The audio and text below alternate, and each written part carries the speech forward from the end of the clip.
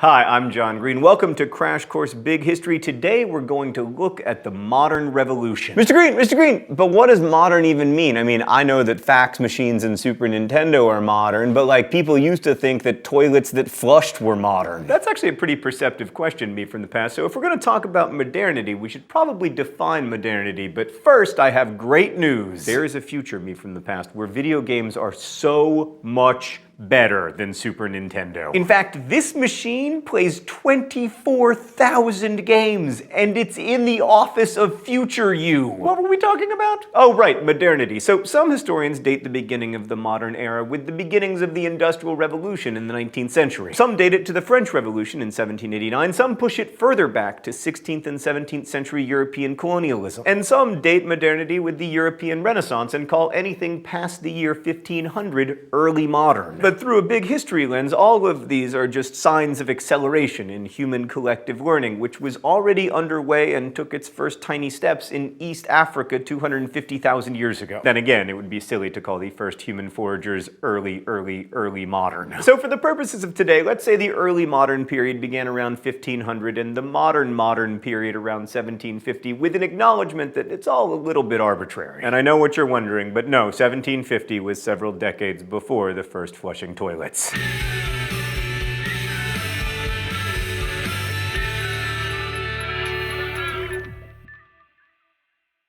So last week we looked at how collective learning, which relies on population numbers and connectivity to produce new ideas, grew by leaps and bounds with the introduction of agriculture. By the year 1400, the human population had advanced magnificently, but the world was still divided into four isolated world zones: the Americas, Australasia, the